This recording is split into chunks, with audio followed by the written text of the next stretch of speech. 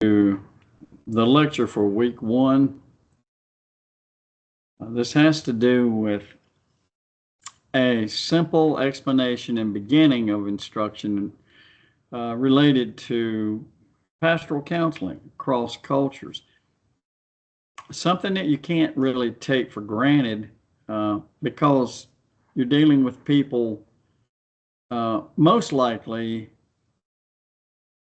in your congregation. If you're a pastor, if you're not, you will be. Whatever the setting is. That's what I'm trying to get across. And so you don't know if you're going to have the opportunity to counsel someone who is not from your culture. And you got to be prepared for that. And so what we're going to talk about today is we're going to do a little nuts and bolts stuff, but we're going to also just talk about the philosophy and the acceptance of the fact that people are different. So pastoral counseling across cultures, that has to do with theology, psychology, and cultural awareness. And I think cultural awareness probably may be the biggest part of this. No counseling is culturally neutral. If you're taking other courses, and if you're in the master's program here for pastoral counseling, you're taking other courses, obviously, it's not the first time you're going to hear this, and won't be the last time for sure. But counseling is not culturally neutral. Counseling approach is an interaction, and it's shaped by assumptions. Family, suffering, authority, healing, and God in pastoral counseling. So if you leave any of those unexamined, then there's a potential, excuse me, for harming rather than helping. So this is very important. Pastoral counseling is basically a form of care. Maybe you already know this. It integrates spiritual guidance with emotional and psychological support. That's a simplistic version of this. But we differ from other disciplines. I don't even think I want to use that word. Other methods in this way. We draw sources other than science.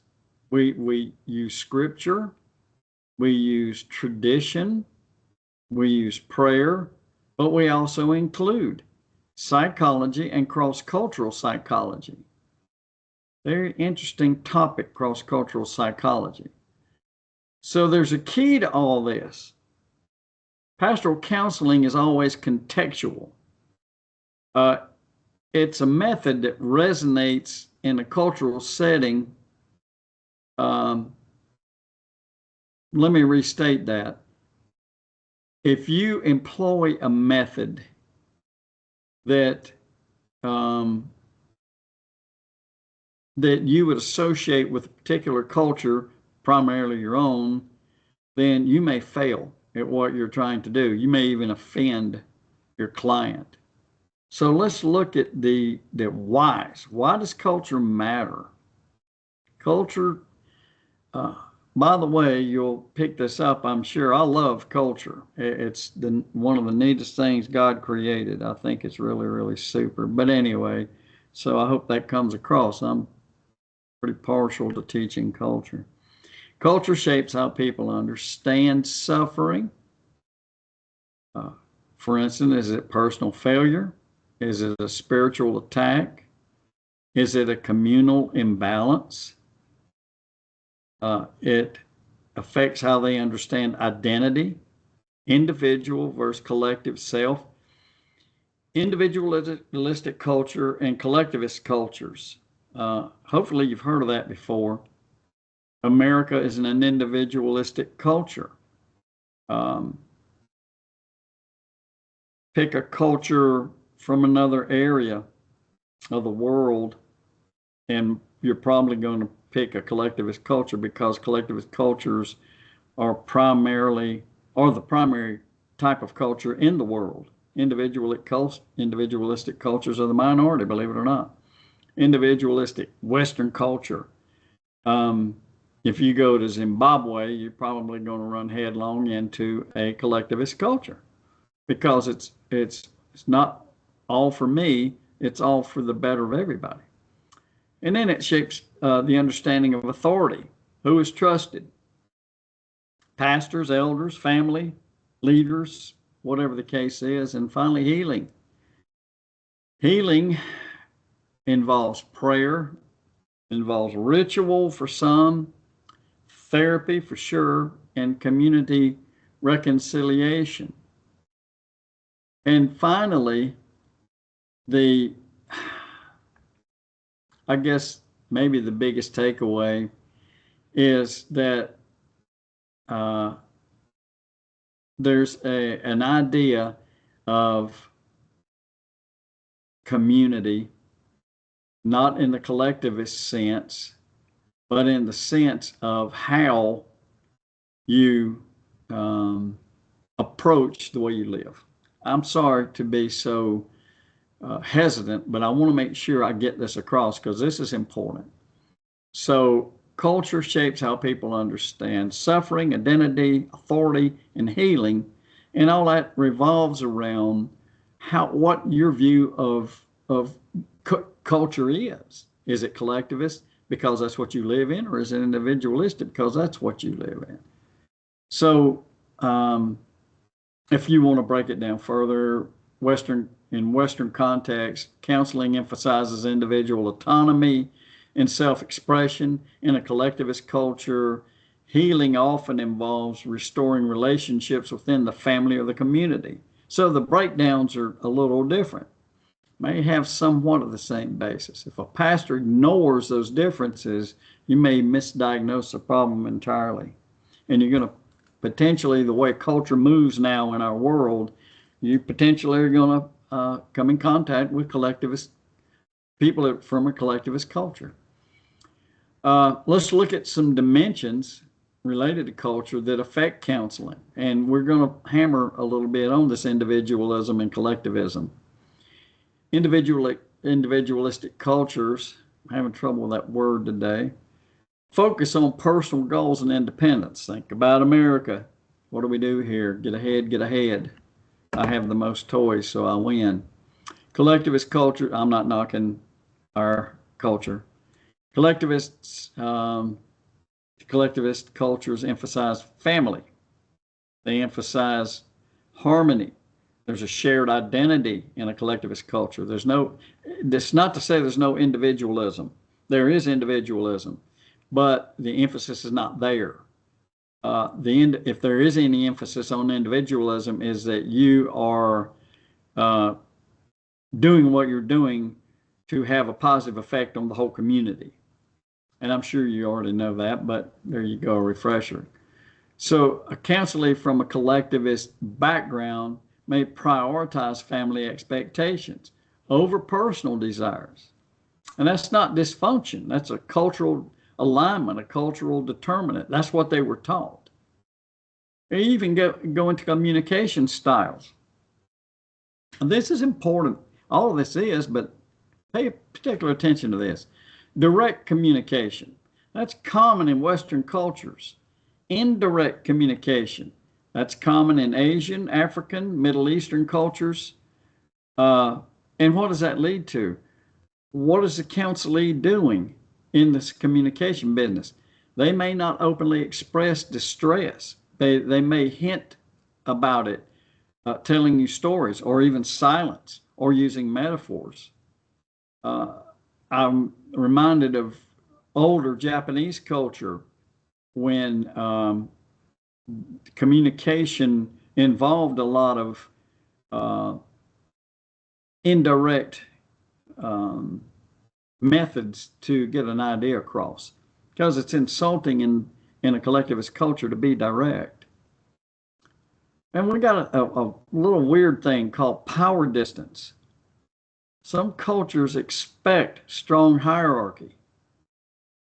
The pastor is seen as an authority figure, and his guidance is rarely questioned. That's power distance. that changes how advice is received. And you got to be careful how the pastor, how you are giving it. So if I'm in a individualistic culture, if I'm from that and I'm dealing with someone from a collectivist culture, there's a difference in how I want to present the method of culture, the method of counseling that I'm using. Again, this is kind of a condensed version of this stuff, and we'll get very more involved when we do the clinical classes. And there's another area of concern, theological considerations. Pastoral counseling is not just psychological. I hope you know that. It's theological as well. Given that we're in a Christian counseling curriculum, I hope you understand that. Different cultures emphasize different aspects of faith. Some cultures stress God's sovereignty and endurance in suffering, and others emphasize deliverance and spiritual warfare. And then others may even highlight community, justice, or harmony. So if you're a culturally sensitive pastor, what you're going to ask yourself is, how does this person understand God in their cultural and spiritual framework? If you don't ask that question, the counseling you do may impose theology rather than shepherding people. And we'll explore that in a different class. I want to talk to you briefly about some common problems. You can call them pitfalls if you'd like. These are frequent mistakes, and you have to be well aware of what you're doing with the background of the culture of the person that you're counseling. First of all, and I don't think, boy, maybe I'm wrong, but I wouldn't think there would be many pastors out there who practice ethnocentrism. Some of you may have not even heard of it, but just in case you haven't, here's the condensed way of looking at this. It's assuming that your culture norms are correct. Now, I'm going to go further with that in a moment. Assuming your cultural norms are correct and other cultures aren't, well, that leads to something, and that's called judgment. Something that we can't exercise. We don't need to exercise, period. God does that. But it's a consideration. And the other part of this is biblical, assuming that our cultural norms are biblical. We need to know they are. You can't accept things blindly. You need to investigate. So assuming cultural norms are correct, assuming they're biblical, and condemning somebody because theirs are different. I'm not talking about unsaved and saved here. I'm talking about correct and incorrect. The second thing to consider is over-spiritualizing. This is tricky territory because some people may take this as a strike against the Bible. It's not. What we're saying here, over-spiritualizing, ignoring mental health realities. And by how do you do that? You attribute everything to sin or lack of faith. We as Christians view things through Christian lens, which is the right way. But there are scientific things that we have to consider. And that's the case in some mental health. You have to be cognizant of the fact that there are scientific studies that explain some mental health difficulties. Does that exclude Scripture? Absolutely not. Does not at all. You take the science and you use Scripture to support it, if it's supportable. Or the opposite of that, under-spiritualizing. And that is using pastoral care to basically follow a purely psychological technique. What does that say? That's saying that you're not considering scriptural inclusion at all. You're saying, straight up science. Well, then you're probably in the wrong business. So there's a mix here. I've seen it explained this way before we leave under spiritualizing and over spiritualizing. There's some who want to break down Christian counseling into three categories: biblical, pastoral, and Christian. You're kind of picking at words here, because if you're doing it right, there's a healthy dose of scripture in everything. If you aren't, then you're emphasizing one side or the other. I'd rather err on the side of biblical than I would on science.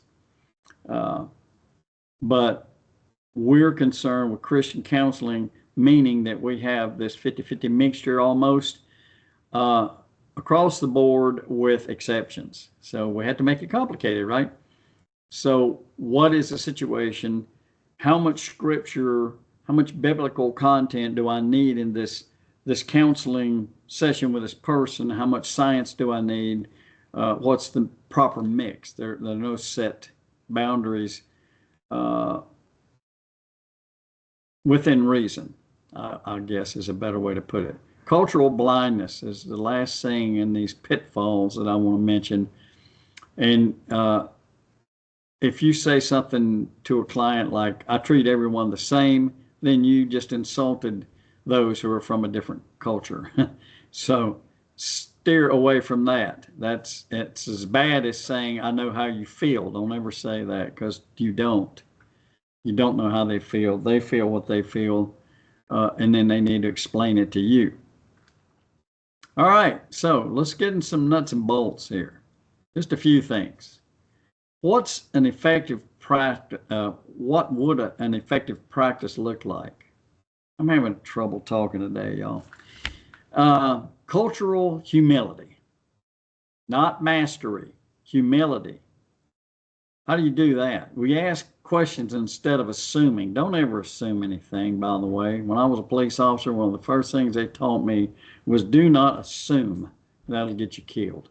So asking questions instead of assuming. Being open to correction.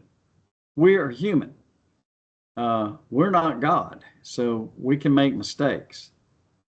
Recognize your limitations. So I need to know what I can do, what I'm trained to do, and what I can't do, because I'm not trained to do that. Active listening. Listen not just for the words, but for cultural meaning. Listen for emotional tone. And listen even for spiritual language. What are they saying to you? I'm a sinner, God's punishing me. Well, that might not be the case. Look at contextualization.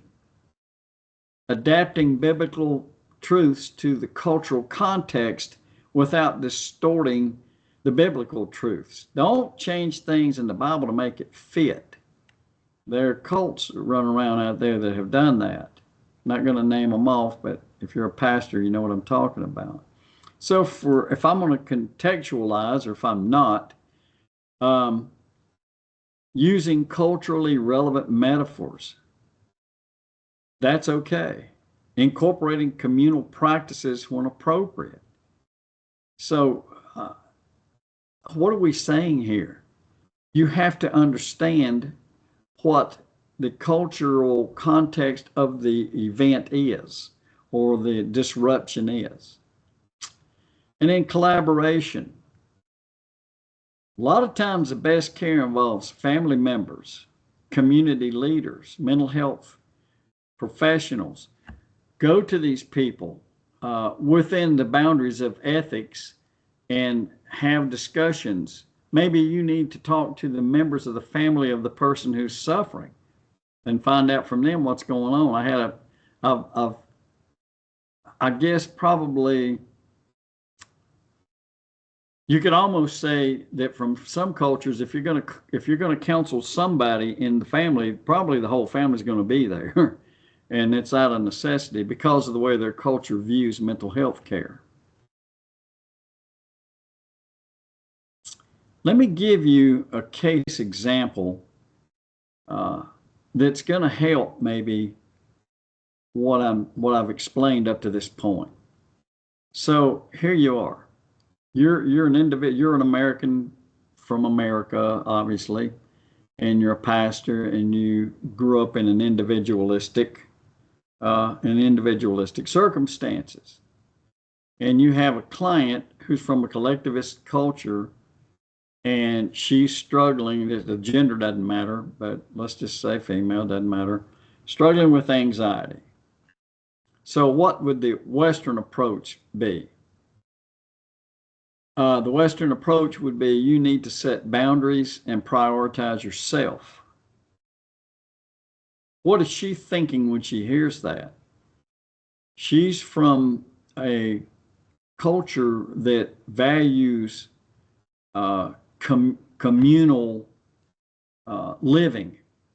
So, what you've just told that person is to be an individual. So, that could create guilt or conflict, probably more conflict than guilt. What you should say would be, uh, what I might want to do is explore family expectations and maybe even ask the client, what is your family asking of you? I want to identify supportive relationships within that lady's network. Who's there that can help her?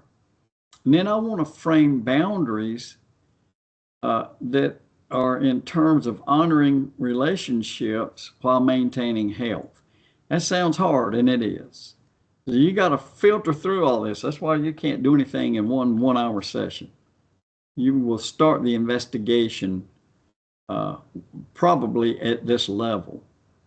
Okay, so how do we integrate faith and culture?